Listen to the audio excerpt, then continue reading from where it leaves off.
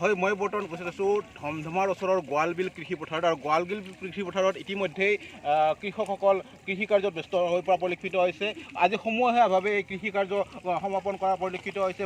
সকলোৱে ওলাই আহি আজি ভূঁই ৰোৱা কাৰ্য সমাপন কৰিছে। মই ভিডিঅ' জাৰ্নেলিষ্টক অনুৰোধ জনাইছোঁ, সকলো মহিলা এনেদৰে ওলাই আহিছে। তেখেতসকলে যি কৃষিকাৰ্যতে নিজকে নিয়োগ কৰিছে আৰু প্ৰায় 100গৰাকীমান মহিলা এনেদৰে ওলাই আহি ভূঁই ৰোৱা কাৰ্যত লিপ্ত হৈ থকা পৰিলক্ষিত হৈছে। ভিডিঅ' জাৰ্নেলিষ্টে সকলো দৃশ্য দেখুৱাই আছে। ধমধমাৰ ওচৰৰ গোৱালবিল গাঁৱৰ দৃশ্য। ইয়াত গোৱালবিল গাঁৱৰ কৃষি পথাৰত এনেদৰে আজি সমূহীয়াভাৱে যি ভূঁই ৰোৱা কাৰ্য সমাপন কৰিছে। আৰু প্ৰতি বছৰে এনেদৰে ভূঁই ৰোৱা কাৰ্য কৰা হয়। মই পোনে পোনে কিছু কথা জানিবলৈ চেষ্টা কৰিম। কি ক'ব বাইদেউ, কেনে লাগিছে? ভাল লাগিছে। প্ৰতি বছৰে কৰে? প্ৰতি বছৰে কৰা যায়। কেনে লাগে এই দিনটোত? এই দিনটোত ভাল লাগে। কি ক'ব চৰকাৰক? চৰকাৰক কি বুলি ক'ম এতিয়া? হয়, নিশ্চিতভাৱে ক'ব লাগিব যে সকলোৱে আনন্দতে এনেদৰে ওলাই আহে। আৰু ক'ব লাগিব যে প্ৰকৃত কৃষকসকল বঞ্চিত হৈ থকাৰ অভিযোগ উত্থাপিত হৈছে। মই প্ৰকৃত কৃষক কিছুমানৰ পৰা কিছু কথা জানিবলৈ চেষ্টা কৰিম। কি ক'ব খুৰা এই মুহূৰ্তত? নমস্কাৰ।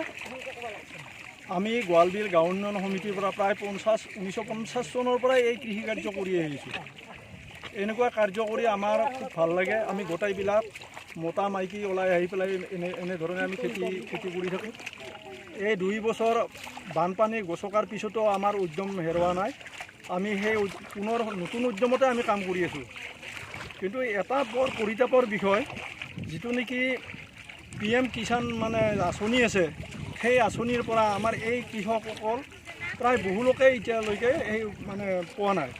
যে চৰকাৰক টানি অনুৰোধ জনাইছোঁ আৰু তথা মাননীয় হিমন্ত বিশ্ব শৰ্মাক অনুৰোধ জনাইছোঁ যে গোৱালবিল গাঁৱৰ এই দৰিদ্ৰ কৃষকসকলক সেই PM আঁচনিৰ পৰা যাতে বঞ্চিত নাৰাখে, তেখেতে পুনৰ নিৰীক্ষণ কৰি আমাৰ এই কৃষকসকলক অলপমান আৰ্থিক অনুদান দিলে সকলোৱে উপকৃত হ'ব। এইখিনিয়ে মোৰ ক'ব লগা। হয়, নিশ্চিতভাৱে ক'ব লাগিব যে PM কিষাণৰ ধন প্ৰকৃত হিতাধিকাৰী যি নোপোৱাৰ অভিযোগ উত্থাপিত হৈছিলে, সেয়া ব্যক্ত কৰিলে অকল কৃষকে। বহু কৃষকে PM কিষাণৰ ধন নোপোৱাৰ অভিযোগ উত্থাপিত হৈছে। আৰু তেনেদৰে ক'ব লাগিব যে প্ৰকৃত কৃষকসকলক যি প্ৰধানমন্ত্ৰীৰ কিষাণ নিধিৰ ধন, এই ধন প্ৰদান কৰিবলৈ আহ্বান জনাইছে।